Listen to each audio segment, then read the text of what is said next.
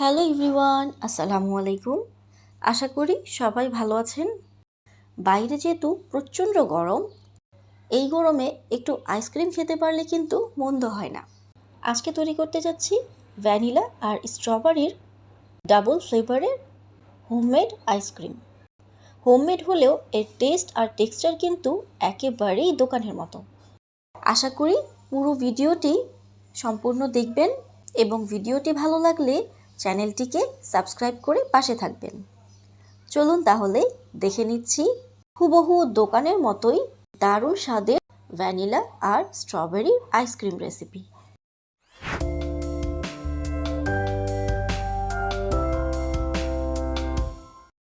Ice cream তৈরি করার জন্য এখানে প্রায় হাফ লিটার পরিমাণ দুধ নিয়েছি। এই দুধটাকে জাল করে ঘন করে নেব। হাফ লিটার দুধকে জাল করে মোটামুটি 250 গ্রাম পরিমাণ করে নেব।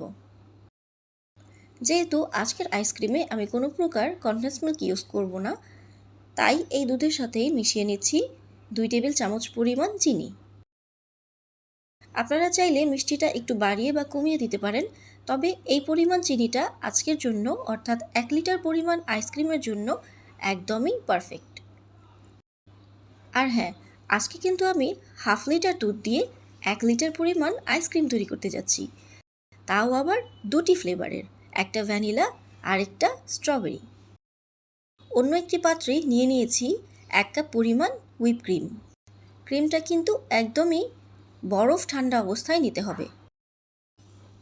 একটি বিটারের সাহায্যে ক্রিমটিকে বিট করে নিচ্ছি।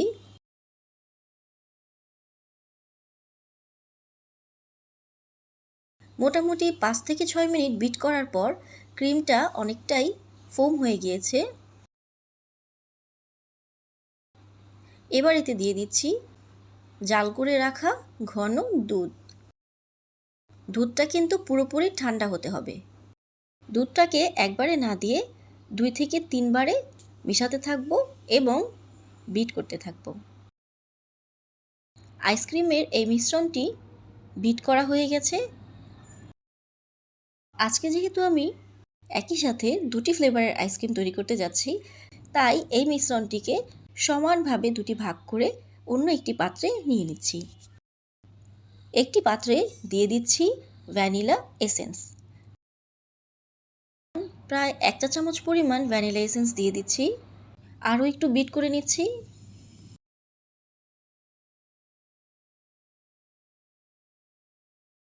এবার অন্য একটি পাত্রে হার্শিজের এই স্ট্রবেরি সিরাপ।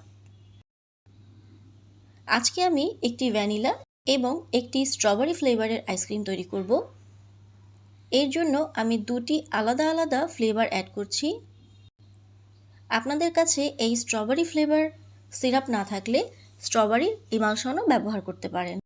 তবে হার্শিজের এই সিরাপ দিয়ে আইসক্রিম তৈরি করলে কিন্তু এর টেস্ট পুরোপুরি দোকানের মতোই হবে।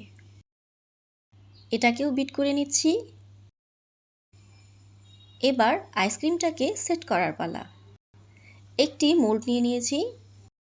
দুইটা মিশ্রণ যেন একসাথে মিলে না যায়, এর জন্য মোল্ডটাকে একটু বাঁকা করে প্রথমে ভ্যানিলা ফ্লেভারের মিশ্রণ ঢেলে নিচ্ছি।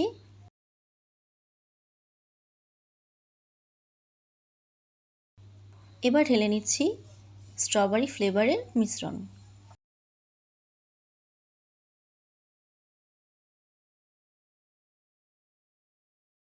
হালকা ট্যাপ করে নিচ্ছি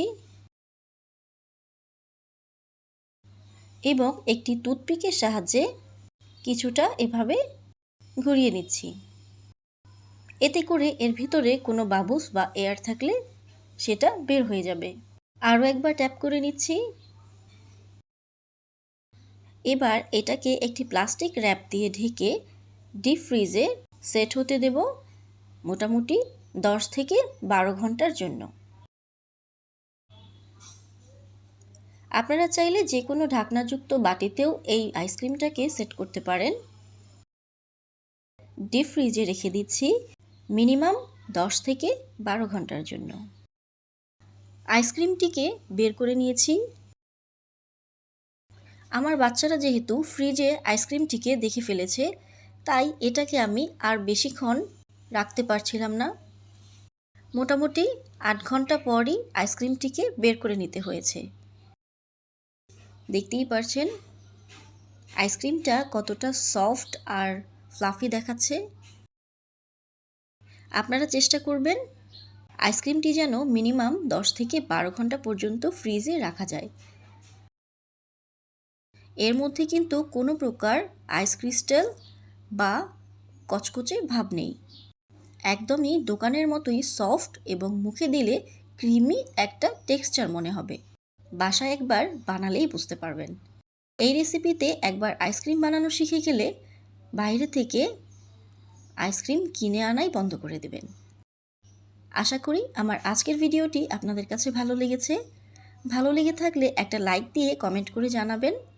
আমার চ্যানেলে নতুন হয়ে থাকলে চ্যানেলটিকে সাবস্ক্রাইব করতে ভুলবেন না। সবাই ভালো থাকবেন। আল্লাহ হাফেজ।